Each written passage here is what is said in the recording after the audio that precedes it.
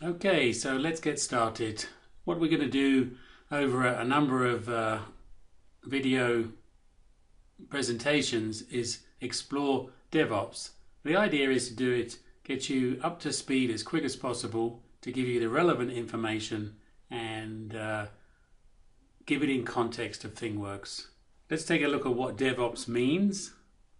So the word DevOps comes really from the concept of development operations combined together. So you get DevOps. You would say that there's also a QA portion in this too, and that, in my mind, would be inside operations. So we're going to cut the idea of development, operations and QA combined together to give us DevOps. Now, let's give a quick, brief definition of DevOps. In my mind, it's a delivery life cycle. The idea of getting ideas from development, or actually even before that, getting ideas from users and customers that want to produce a system that has a definite criteria. There may be different approaches.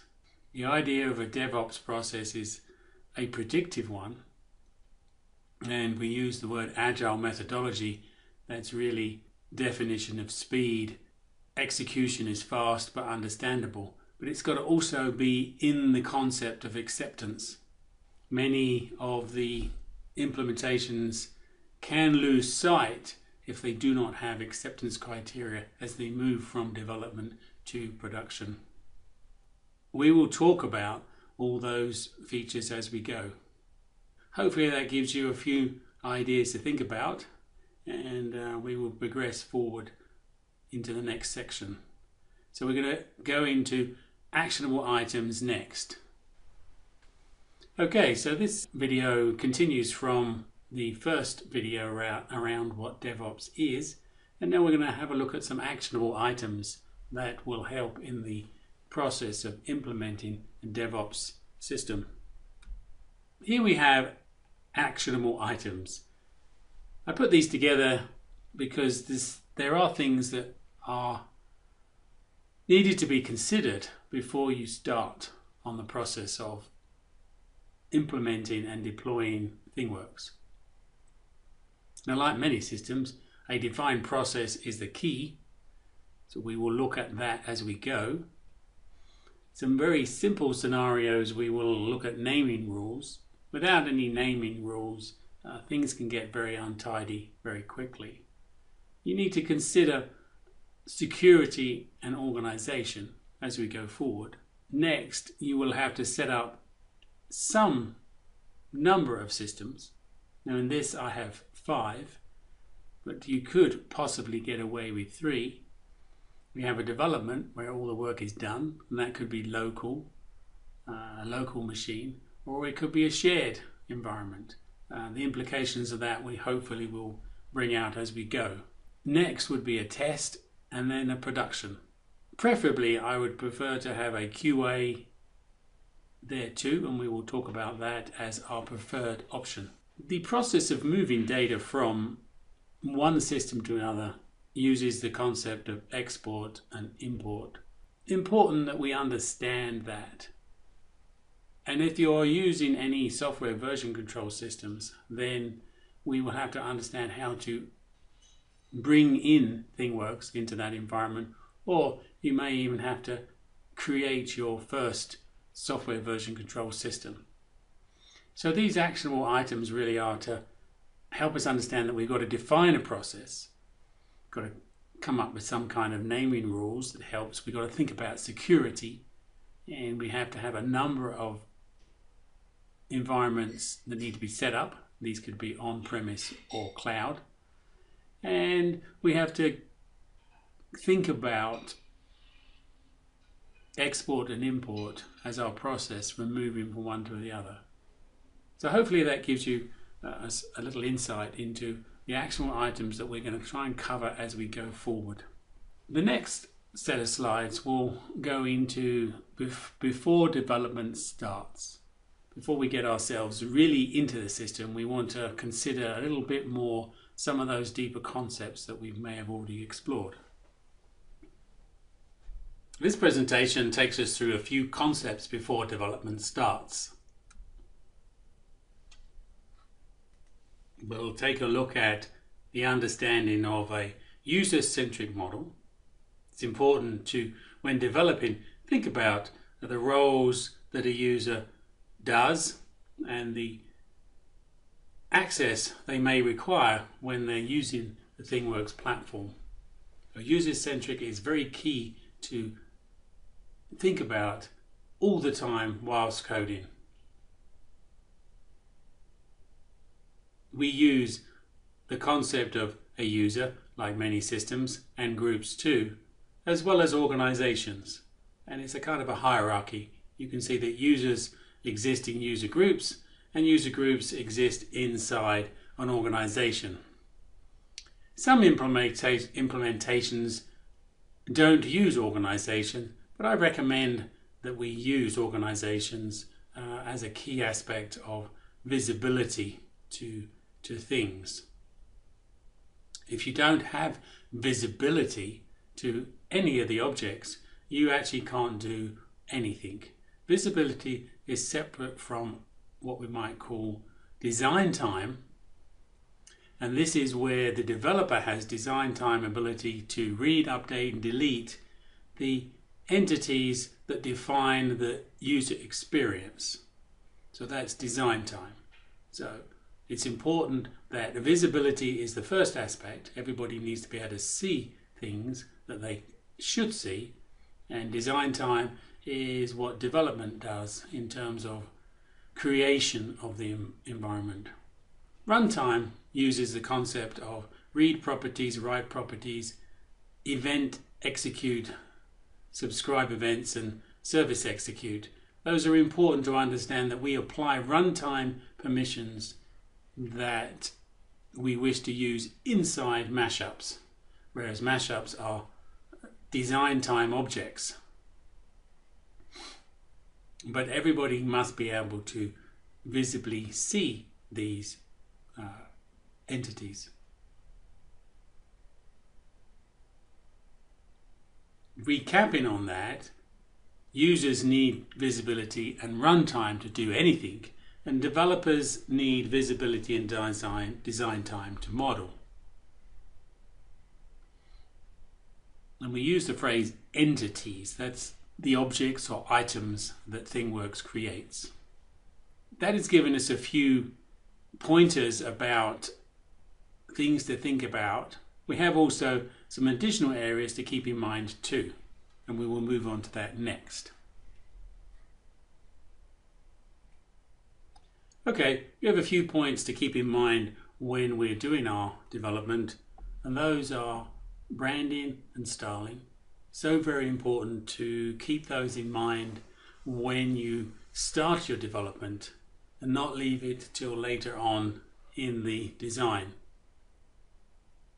Many companies and customers have a particular branding and styling that must be adhered to, so doing that up front is so very important. Also, we have the concept of extensions, and those extensions often get forgotten about when we're moving from our development to our test or to our QA and into production. So we must keep in mind that those extensions need to move across the systems, and also they must have consistent versions. Branding and styling and extensions are an important aspect that often get forgotten about, so I thought I'd bring that up just to make sure. From there, we can now get into thinking about the work breakdown.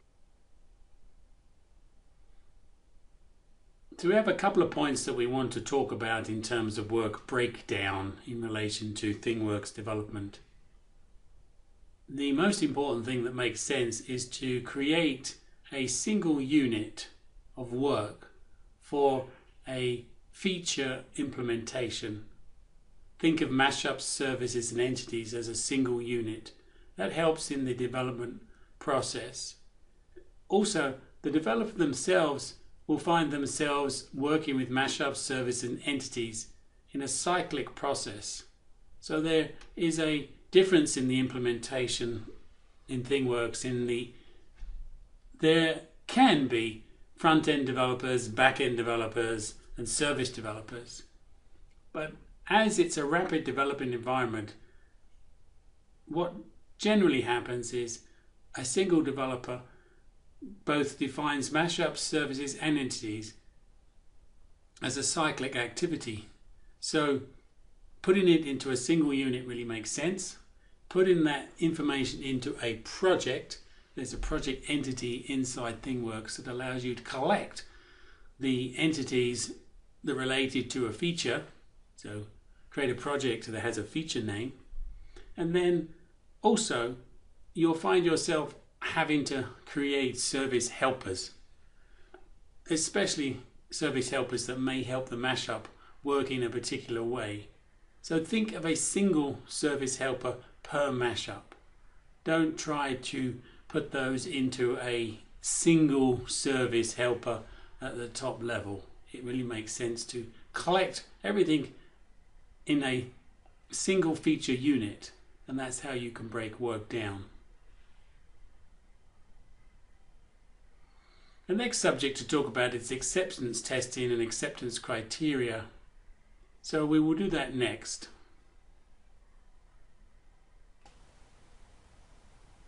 Another area that is often forgotten about or gets lost is acceptance and testing. So let's take a few moments to look at what that means.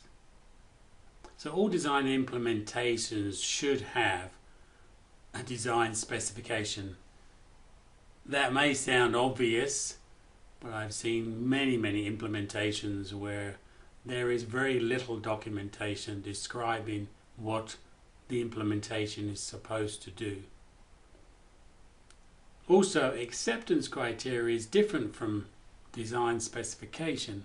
It's a acceptance of what the implementation should do, and testers would use this to validate the design.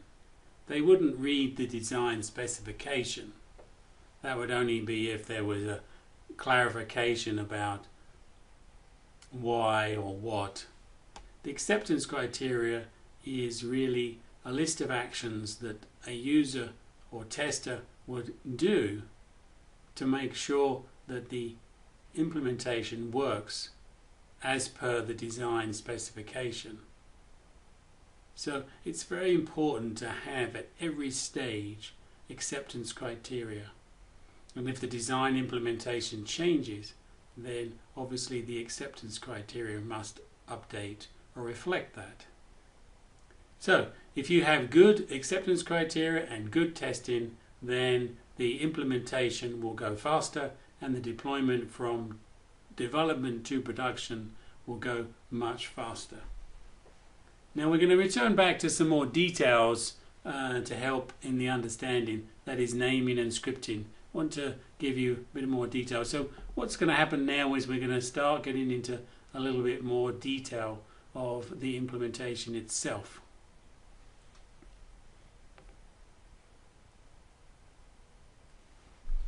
Previous presentation I talked about naming. We're going to bring that in together with scripting. So we're going to have a quick little look at some standards and ideas around both of those subjects. ThingWorx is a rapid application environment, and it kind of says that if you don't manage it correctly, then things can get out of control. I would say that's the same with many systems. So what we try to do is to give some guidance or best practice related to structured naming. And here are some examples below here. We've got PTC maybe as the company. You don't have to put your company name in front of any entities that you create. Or like in here, you can put a feature like gen, maybe generator or something like that, and then asset management. So it could be generator, asset management, or it could be company and then asset management. And on the end, we use mashup mu and ds for data shape as suffixes. Now, the entities themselves do actually know whether they're a mashup, and you can search for mashups, and so it's not that you need to put these prefixes or suffixes on, but it does help visually when somebody is working through the system to have these names, and it makes searching a little bit quicker. There are tags that can be used to actually define groupings, and those are used too. But namings is a kind of starting point, and it's the entry point for most people who don't know what the tags are and are just coming onto the project and they want to find some entities quickly, and it makes it easier with a good naming convention. Also, we use PJ for projects, and that's another way. As mentioned, all entities know their type, but naming does help.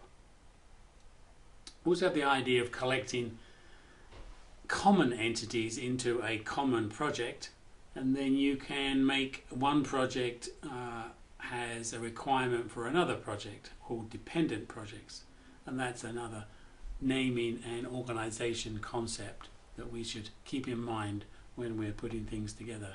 Here is some naming conventions in detail that can give you a good starting point.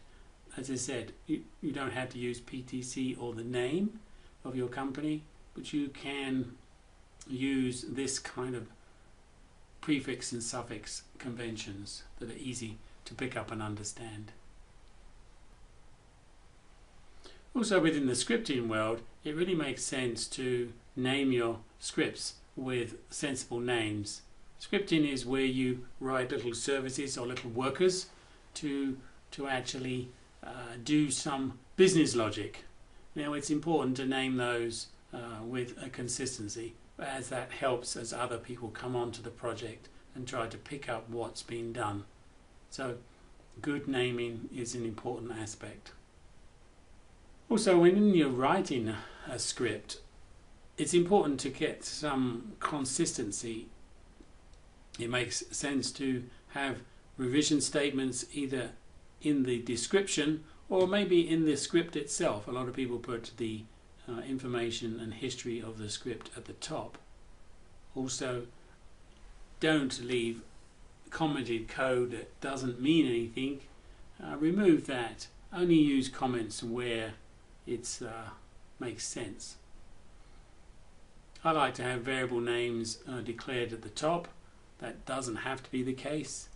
This is a JavaScript scripting language, which is pretty lightweight. It's not hardcore development, and so the patterns are much more lightweight. But one of the most important things to use is try-catch. Whenever you're doing something complicated that could fail, it doesn't often fail, but it has the potential to fail, you should always use a try-catch. And if it fails, then decide what to do. Either log it, or you're going to have to inform the user that something went wrong. But don't let the program just fail and then display to the user a strange message like null pointer or something like that. It's bad practice. So try-catch is definitely recommended when you're doing complex activities, and logging is a very important aspect to get into the habit when writing scripts. And you can enforce those as you do code reviews with colleagues who implement. Then you can use this as a standard. So as I mentioned before, you need to put some kind of initial definition of your script at the top, and this could be a starting point for how you might wish to define your script. Now we have a good grounding of what it means to set up a development environment. We now got to think a little bit more and expose the ideas of how changes, that is implementations really, move from one system to another. So we'll go on to that next. Okay, so we're going to look at the landscape and the flow of changes. I'm going to make a few statements about that as we move from development to production. It's not quite the same as build tools. We use the process of exporting, and the exporting of items we identify by projects and tags. And what we do really is we export those components that define the design, and we export those so that we can import them into test or QA and then on to production.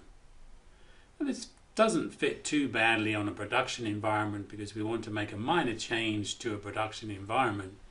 We can take a small subset of information from a project we've been working on, export that, make sure it works in test and QA, then once we've confirmed that, we can then import it into production. And I got down here that QA should be a replication of production. What I mean by that is the logins, permissions and organizations and even data, if possible, will be the same, more the same, should we say, that of production than it would be maybe of test, which is tend to be more like development. So this diagram here tries to visually help you understand that. We have a development environment here. We can export an initial setup, and once we've got an initial setup, we could then take snapshots of that initial setup that gives us a baseline. And then from there, we can then work on implementations, export a project or tag-based information, and throw it into test, see if it generally works. If that's confirmed and there's no changes to anything, we can import into QA. We might bring some data from production to help with the definition of QA. And if we're happy with that, then we would import the definition that we've confirmed is the same into production. Obviously we would take a snapshot of production, but that's more to do with the database snapshot. The assumption is that you're using maybe an SQL type database like Postgres or one of the other heavy duty databases, and you would take a snapshot like you would any database and save that before you import any new entities into production. That should give us an idea of what we want in terms of the landscape. Development, test, QA, production. Should give us an idea of the fact that we've got to use import. We've also got to understand import and export. So that's the next area that we will focus on, understanding export and import. There are a number of ways to do import and export, and we need to explore those. Okay, we're going to take a few moments to look at export. Here we have, the first thing to think about is where the information will come to. You can come either to local, you can export XML or binary format to your local, or you can export it on the server side, which includes data. Data never comes to the local, and I feel that's more to do with preserving security of what you can export. If you have the privileges to export onto the server side and you have the privileges to then look at the data on the server side, then you can get the information to yourself locally. If you don't, you will not be able to access the data that's exported on the server side. It's actually exported into a repo, and we talk a little bit about that later on. So it says here what entities, well, or data. Entities really are the definitions of the users, groups, data shapes, thing templates, streams. Any entity is the definition of. It doesn't include data. If you want data, you have to export that either in one big lump or separately. How do we do this? There is a export and import menu, and there's also a single exporting entity, which is under the More option. This may change in the new Composer, but right now it's under the More menu when you open an entity. Who can actually do it? That's really administrators, or if you've been given the privilege to export. You have to have quite a high level ability to allow you to export. Developers often get the ability to export. There's a couple of images here to help you understand where it is, the import export menu. And you can see export to file or to ThingWorx storage, that's the server side, or you can export source control entities. The source control entities provides a granular exporting, but it gives you more information about the entity when it's exported. We tend to use the single entity exporting when we want to do SVN or software control. Here you can see here it's in more detail. There's the more function, and you can do export source control entities from here. And as I said, provides a structured output.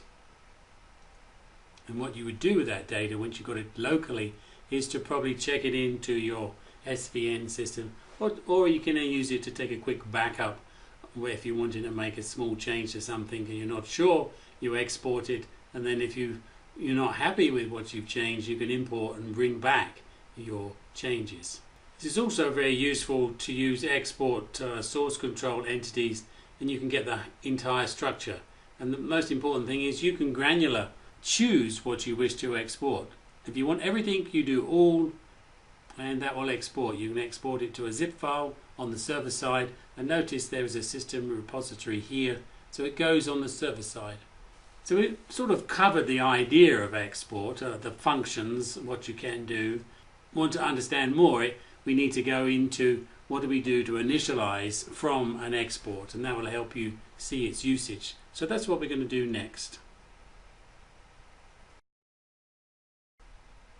Previously we explored the concept of export, and then we want to look a little bit more detail on the how and why, what we do to set up an initialization of a base system that can be test or QA that's come from maybe development. As we talked about in very high level terms when we showed the flow of information from development to QA, or actually to test first and then to QA and then into production. Depending on the complexity of the environment that's been set up in the development environment, importing everything all can sometimes be a bit of a struggle, and there may be relationships that other entities need and which haven't actually been imported yet. And so you may find yourself having to export everything from an initialization point of view, but may have to import separately, small pieces at a time. So it shows here import order when doing it by piece is users, groups, organizations. You can't actually export an extension, but you do need to import your extensions. And note that when you're exporting, you export based on something. It could be based on a project or bug, a fix tag, or a combination of project and tags. It depends on what you're trying to export and bring into the other system. So here is, as we started to mention, the order. And the last thing that you always import is things. So if you can imagine here, copy exported users. And it isn't, I've used users as a simple case. You may not always export users. But you can see the source control here in the diagram shows us that we've got the exported information that's as folders. And ThingWorx doesn't actually care about the names of the folders, but it helps in our terms to be sure. It only cares about the XML files that it finds in a folder when it wants to import them. And so we can move some files from one system to another, or to another repo. In this particular case, you'll see it's ThingWorx storage, and there's a repository, and it's a system repo. And if we put in a folder users in there, and then we can use that as an import folder, and ThingWorx will import that from the input menu. So you do import source control entities, and you say from which repo, and then it will look through that repo and pull data in. And you can see once it's succeeded. It takes a little while. It doesn't do it instantaneously. There is a batch file that actually happens. It can take a little bit of a while to do. So it's not instantaneous. So that's a way of initializing from one system to another. You can take users, like I said, or you could take any other folder, thing templates, thing shapes, as a bulk initialization. Once you get into the concept of a project or a bug fix of that sort, you don't kind of use this method here. You use it more into a different repo, and you import the entities that are stored either as a zip or as just entities directly in that folder of that repo. And notice I did talk a little bit about subsystems. Most of the time you ignore subsystems unless you're bringing in a subsystem entity. As mentioned earlier, the methodology or the sequence is of this type if you have to pull in piece by piece. From there we have to do collection level permissions, and maybe I'll move straight on to that instead of separating this out. So if we want to import a number of entities, which is really when we baseline or we take a base, we tend to want to initialize with collection level permissions, and we have to run some services. We have to export use permissions from the collections function and then use import use permissions, and this will restore any collection level permissions. Many implementations have turned off collection level permissions as a reference point here, and used right down to entity level permissions, and that's a lot more work, but it does really define a granular permission settings for every user on the system. Collection level permissions are basically based on the entity types like templates, streams, data shapes, thing shapes, things, and so forth, and those are known as collections. Also within that permission setting, there is the possibility of having to quickly do the special user called system and give them collection level, and we're just showing an example script here that you can use when you're wanting to update system level permissions on a wide basis. So this is just provided as an example. So now we've imported and we want to now get, say, some external. So you can use service populators to initialize data. Often there are utility entities that behave as lookups, as it says here, or data tables that need to be initialized. You can either initialize these data tables via the import activities, or you can do the method of using services, service helpers, to actually initialize or populate data into data tables. So they kind of like would empty the data table and then initialize it with some standard entries. And as it says here, the data here can often be different on the development side. You don't really want to take the data from development all the way across into production. You may even not even want to initialize production. You may want to initialize QA, and you may even wish to initialize test, but you will not run these on the production because they already have their own data initialized.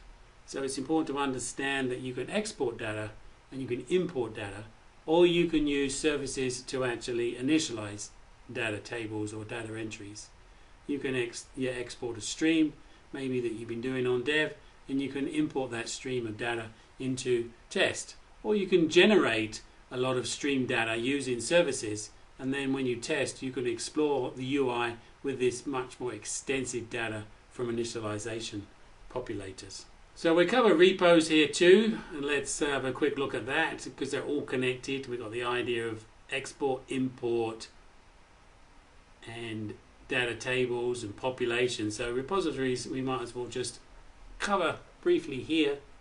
Repositories are not exported as source control entities, as it says here. You need to create those repos on the server side, production servers or QA servers or test servers. You have to manually create those and then copy the physical data that you want to use in those repos.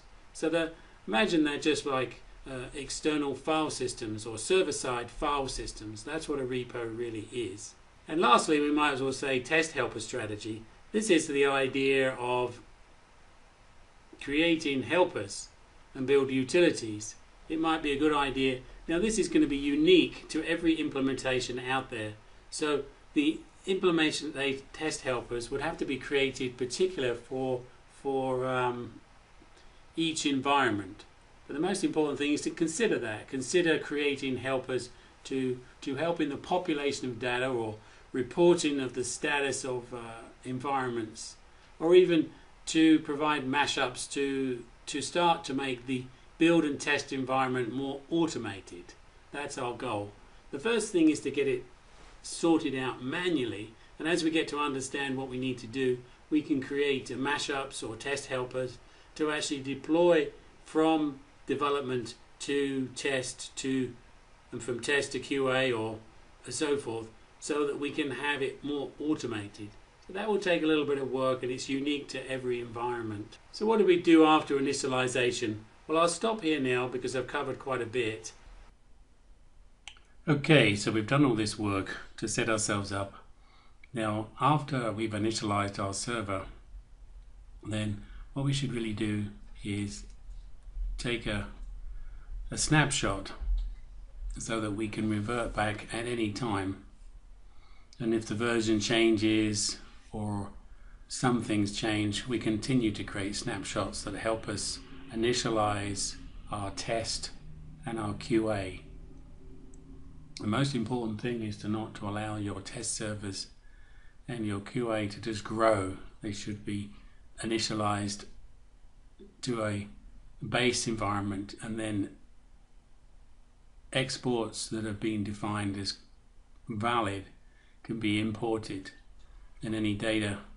So hopefully you got the idea that initialization and snapshots are very important when it comes to building, test and QA. Obviously we don't initialize production, and we don't generally initialize development. So ongoing design, we will use export source control using collections, or as I mentioned before, then you define the tag or the project. So you always put all at the top, so that will find all entities based on a project or tag, and then we can import those across to the other systems. It's also a good idea to use tags for bug fixing, as we mentioned way back. I think now you get the idea of where import and export fit in. And if we want to do a little bug fix, that often is files across many projects maybe, and so we may have to do some fixes there, and there we would use tags. And also, last pointer really is that we can only put one entity in one project at a time. So project management of projects is an important aspect. As we said, we use a common project that is then becomes a dependent project, and that's how we export based on projects. So the last real push, and you may not even have to do this, would be source control history.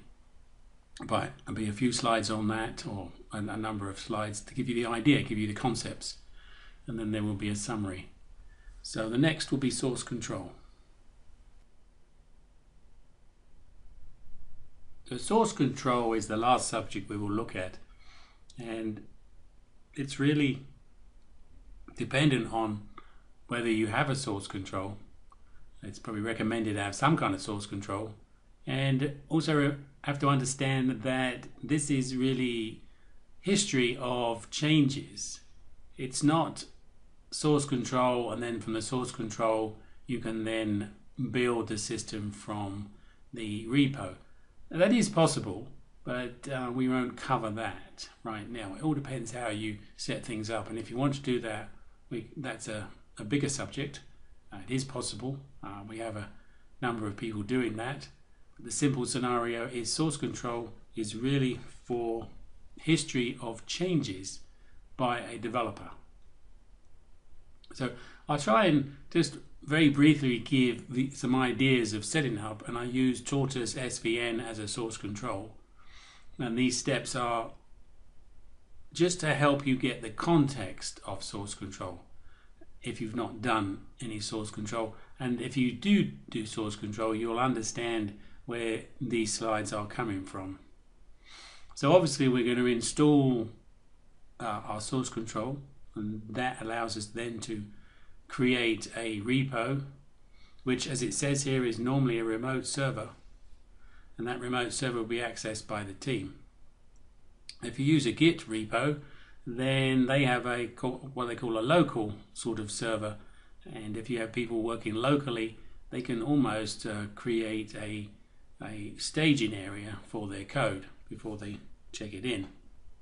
As mentioned in previous slides, we talked about the export source control. Now we can export a complete source control hierarchy, which will be the directory structure for our repo, and that's what we would do. So here we can see that we're actually doing a checkout of our repo, which is ultimately empty. So we would then copy the source control into our local repo. That is, like it says, development 2. We copy our source control there, and then we would commit that, or we'd add all the files that are part of that structure, and then we would commit those to the system. Once we've got a structure, we can then work on individual changes. Like here, I'm modifying a helper service, and I export from source control from the more action here. So I get a single file, which I may have to rename slightly differently. Take off the word things, it's got the word things stuck on the end. And then we copy that file to our source control in our local repo, as we've said here. And you can see all the other items could be already added. And then we're going to add our additional file. So as time passes, we make modifications to our entities. We drop them into our local repo. We may get the right name. As we said, it comes with the name things, and we don't really want that name. You can have that name. As I mentioned earlier in previous entries, the import doesn't really care about the name. It cares what's inside the file. But maybe we'd like to consider doing an import as a total, so we try to keep the naming conventions the same. And then we add, as we say here, to committed changes. If it's a new entity, then we'd have to add. If it wasn't, we would do just a check-in. So this is just giving you a few screenshots and a taster of how that may happen when you commit and make your changes. And then you will add in your changes to the repo, which is on the server, which is a global server. And once you've checked it in, you can then have a history. So basically that was a very quick overview of the concepts of a little bit of maybe on deployment automation. This is really a placeholder to think about, really. It will be different for everybody, but it will make sense maybe to create some mashups and server-side scripts and so forth to allow you to automate this process. This will be unique to every site, and it's an ongoing activity. Last thing here really is deployment flow diagram, and this is just here as a snapshot to give you some idea of how people might define their flow development process from sprint to review to test to integration to production. It's just a screenshot that helps you think about your process that you would have to set up. Okay, so we got to the end. And here's a summary of the many subjects we covered. Hopefully you'll find them broken down into small units that are consumable, and we will hopefully provide some documentation, some links and so forth to build on that, this overview. So we went from environments. You definitely need multi-environments, dev, test, QA, production. You need some structure in what you're doing. You need naming conventions, coding standards. Think about security and organization, users. You need an export and import strategy. definitely need acceptance criteria and how we do an export source control, which takes us into code history.